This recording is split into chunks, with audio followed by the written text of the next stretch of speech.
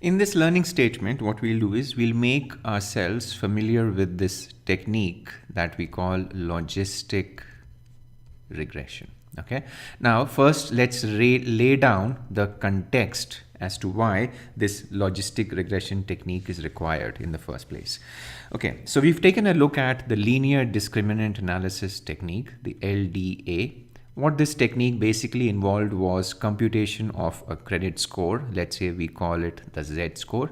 This Z score was a weighted average of a number of attributes where the weights were WI. Okay, so it was WIXI, for example. Now, the LDA technique, it helped us in the classification problem. That means that it helped us classify a set of potential borrowers into two camps, the camp of potential defaulters and the camp of non-defaulters, right? But where this technique actually lacked was in terms of, directly giving us as one of the outputs the probabilities of default. So therefore, what we are doing now is that we are now stepping into another kind of model which works explicitly with this probability of default as the output. So to understand that model, let's do this. Let's define a random variable. Let's call this random variable as y. And let's assume that this random variable can only assume one of two possible values. So let's say this y, it takes on a value 1 if, for example, the potential borrower would end up as a defaulter. Okay, so let's say this 1 denotes default, and let's say the probability of that happening is pi. Okay, so this is the probability of default. Now, the other outcome which y can take is the value 0, which means that y we're talking about actually a borrower who is not really a defaulter, right? So therefore, this probability, the probability of y taking a value 0, let's call it 1 minus pi. So taking a look at how we have defined y, immediately you would connect this y to be basically a Bernoulli distributed variable. Okay, so it's a Bernoulli variable with the parameter, the probability of success given by the pi. And therefore, based on this, you can immediately draw two conclusions. The first is that the expected value of this y would be equal to pi, the probability of success, and the variance of this y would be equal to PQ, probability of success, which is pi, times probability of failure, which is 1 minus pi. Okay, so this is what we know as of now. Let's do this. Let's try and devise a very simple model. This is like a linear model which connects, let's say, the y to, for example, a number of attributes which this particular borrower has. Okay, so as we did in the LDA model, let's denote x as the attributes. Here, let's use capital X because we are talking about a regression model. And since we are talking about regression, let's actually switch from weights. Let's actually shift to regression coefficients. So let's write it like this. So it will be y is equal to beta naught plus summation beta I xi, where let's say I goes from 1 to p. I am assuming that we'll be working with p attributes plus the error term. Okay, so this would be like a very simple model where I'm talking about my dependent variable, which is like a dichotomous variable that can only take two possible values, 0 or 1. And I am talking about a number of, predicting variables or explaining variables, which are the attributes of the borrower, which is xi. And then we are talking about the error term, the way we do it in a simple regression. Now, what we can do is we can run this regression, get our estimates of beta naught and beta I goes from 1 to p, and then we can draw this conclusion. And that is, if like in classical linear regression, if I were to assume that the average or expected value of my error is 0, then I can draw this conclusion that the expected value of y, that means I am taking the expectation throughout, would simply be given by beta naught plus summation beta I xi where I runs from 1 to p. So what have we done? We have now devised a model in which the left-hand side now becomes the probability of default. Remember this? So we had said that if y is defined the way it's defined, the expected value of y would turn out to be the probability of default. So if we can get this model working directly from the coefficients that we have estimated, beta naught, beta 1, right up till beta p, we have a working estimate of probability of default directly from the model. It will be beta naught plus summation beta I xi, right? Now, this model has a problem. The problem is, number one, the left-hand side, the dependent variable, we know is constrained to be 0 or 1, number one. And if we want to run this model, this linear regression model, we have not really incorporated that constraint anywhere, that our dependent variable has to be 0 or 1.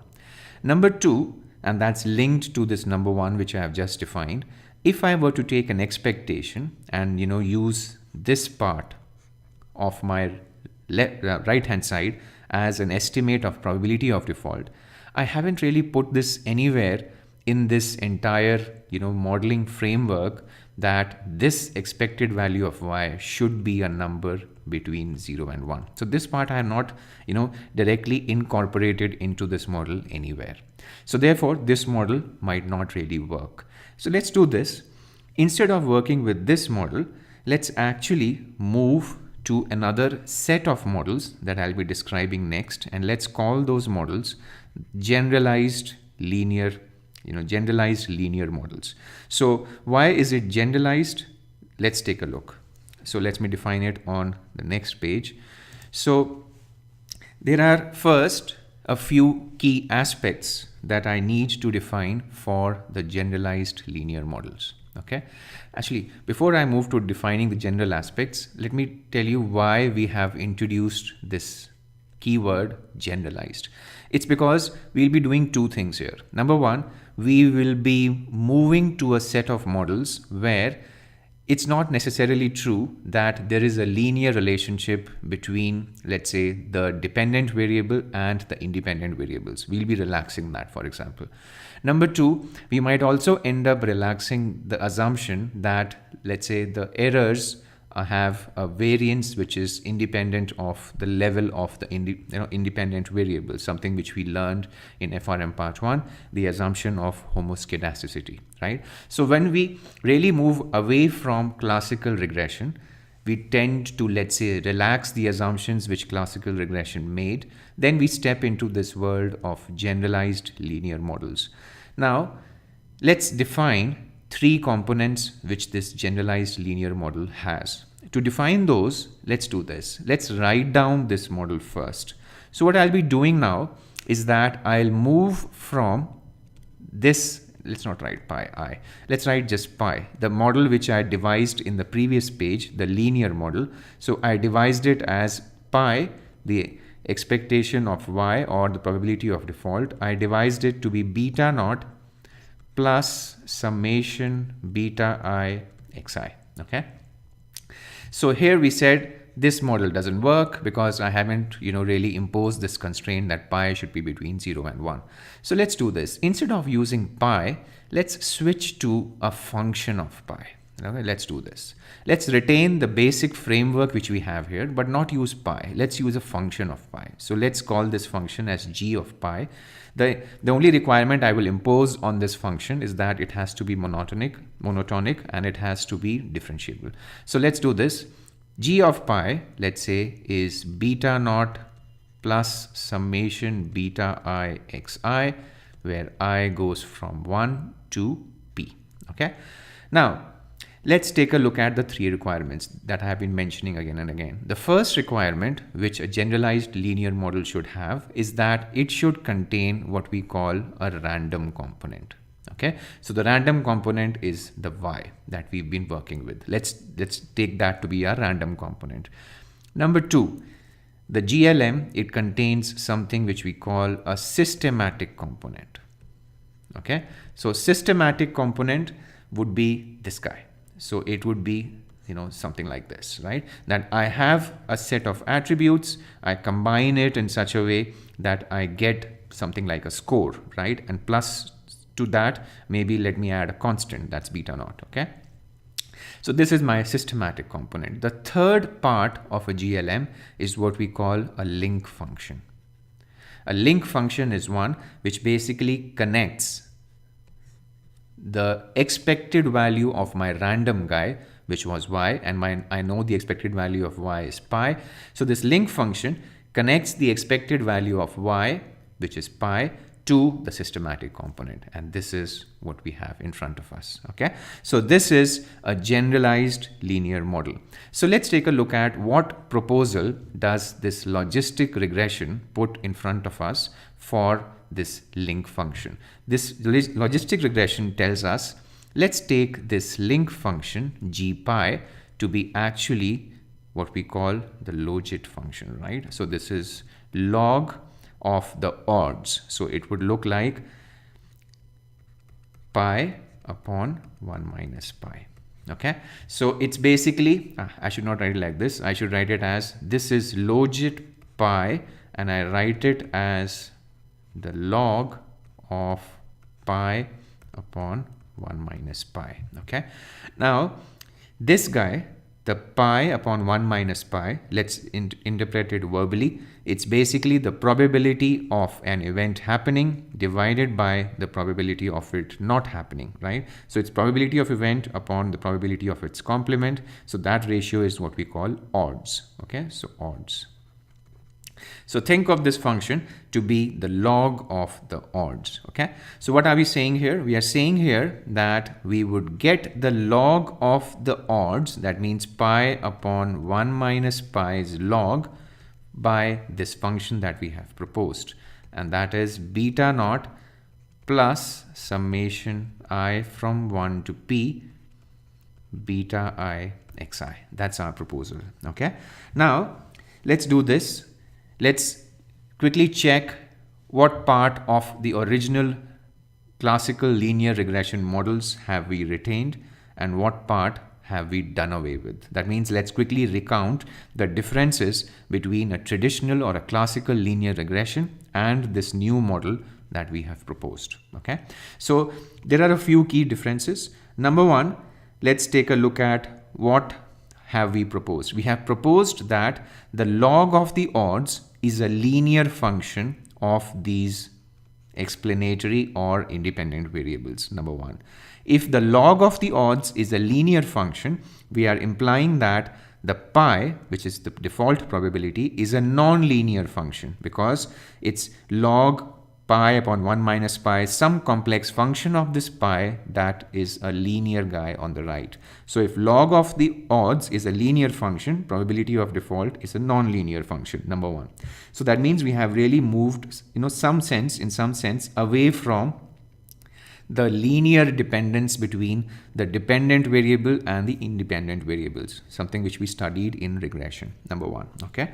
Number two, as I mentioned when I told you about generalized linear models, we have done away with this assumption of homoscedasticity because we are now talking about a guy, which is y, whose variance is pi times 1 minus pi. Okay, it's a dichotomous variable which can only take two possible values. We move away from those really nice assumptions which we had in place. Remember, we had this assumption that the errors are normally distributed with, let's say, zero mean and some variance.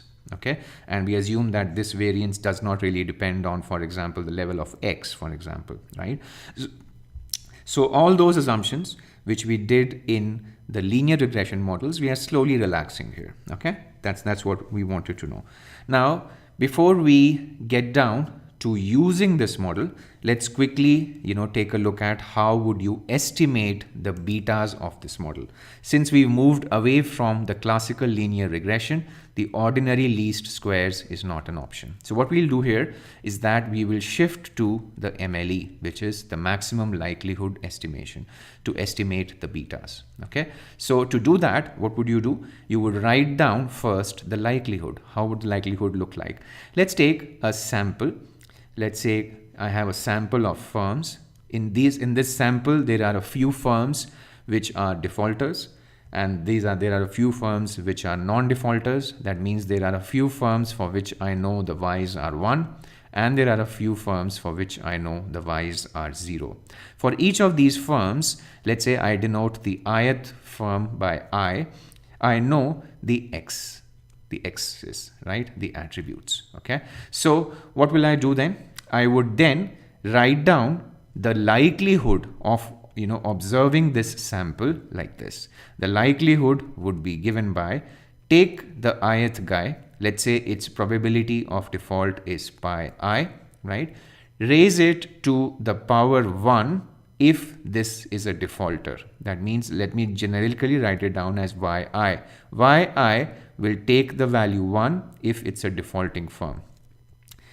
Or if it's a non-defaulting firm, the probability of which is 1 minus pi I would raise it to the power 1 minus yi, because when yi is 1, automatically 1 minus yi is 0, right? So this expression actually incorporates within itself both these cases wherein yi is 1 or yi is 0. You will only have one of the two terms in this expression for the ith firm, right?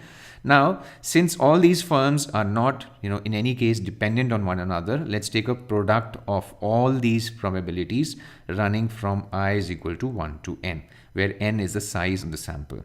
Now, pardon me here, I have actually reused this I also used it in beta I xi when I wrote down this systematic function.